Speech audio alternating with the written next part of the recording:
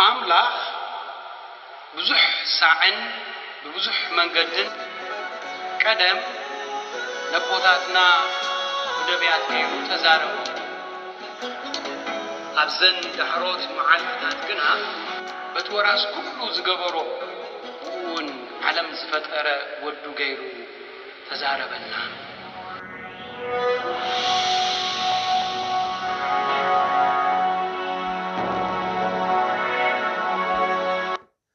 ناي علوتو أبناي لاتين قداسي الزنبام نبابات قال أملاخ قداماي نباب قداماي مصحف نجس مراف عصرتو شوعته فقدي حدك ساع فقدي شدشته حدي كابتم أبقلي عز نبرو دما إلياس تسيباوي ناكاب بزنز مسا قرب معلتات أو لكون الزناب كم زي كون بتانا زقلقلو أملاخ إسرائيل امحل اللخبولو እግዚአብሔር ድማኒ ኤልያስ ካብዚ ናብ ምብራቕ ኣቢልካ ኪድሞ ኣብቲ ኣብ መንፅር ዮርዳኖስ ዘሎ ርባ ከሪት ተሓባ ካብቲ ርባ ማይ ክሰቲ ኢኻ ኣብኡ ክምግቡኻ ድማ ንኳኳት ኣዚዜ ኣለኹ በሎ ከይዱ ከዓ ከምቲ እግዚኣብሔር ዝበሎ ኣብቲ መንፅር ዮርዳኖስ ዘሎ ርባ ከሪት ተቐመጠ እቶም ኳኳት ድማ ብጊሓትን ምሸትን እንጌራን ስጋን የምፅሉ ነበሩ ካብቲ ርባኻ ማይ ሰቲ ነበረ ካላይ ንባብ ካብ መዝሙር ዳዊት መዝሙር 121 ካብ ፍቕዲ 1 ክሳዕ ፍቕዲ 8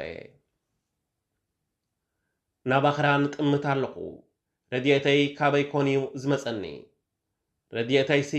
ካብቲ ሰማይን ምድርን ዝገበረ እግዚኣብሔር እዩ ዝመፀኒ ንሱ ንእግርኻ ኣየሰናኽልን እዩ ሓላዊኻ ኣይታኸስን እዩ ወትን እስራኤል ዝሕሉ ኣይታኸስን ኣይድቅስን እዩ እግዚአብሔር ሓላዊኻ እዩ ንሱ ኣብ የማንካ ኮይኑ የጽልለልካ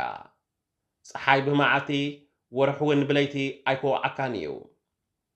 እግዚአብሔር ካብ እከይ ዘበለ ከድሕነካ እዩ ነፍስኻ ድማ ክሕልዋ እዩ እግዚአብሔር ካብ ሕጂ ንዘለዓለም ምውፃእካን ምእታውካን ክሕሉ እዩ ሳልሳይ ንባብ ካብ ወንጌል ማቴዎስ ምዕራፍ 5 ካብ ፍቕዲ 1 ክሳዕ ፍቕዲ 12 ብዙሕ ህዝቢ ምስ ረኣየ ናብ እምባ ደየበ ምስ ተቐመጠኻ ደቂ መዛሙርቱ ናብኡ ቀረቡ ከምዚ እናበለ ድማ ክምህሮም ጀመረ ብመንፈስ ተኻታት ዝኾኑ መንግስተ ሰማያት ናታቶም እያ እሞ ብፁዓን እዮም ዝሓዝኑ ምፅንናዕ ክረኽቡ እዮም እሞ ብፁዓን እዮም ለውሃት ንምድሪ ክወርስዋ እዮም እሞ ብፁዓን እዮም ንጽድቂ ዝጠምዩን ዝጸምኡን ክጸግቡ እዮም እሞ ብፁዓን እዮም መሓርቲ ምሕረት ክረኽቡ እዮም እሞ ብፁዓን እዮም ንጹሓት ልቢ ንኣምላክ ክሪእዎ እዮም እሞ ብፁዓን እዮም ገበርቲ ሰላም ውሉድ ኣምላክ ክበሃሉ እዮም እሞ ብፁዓን እዮም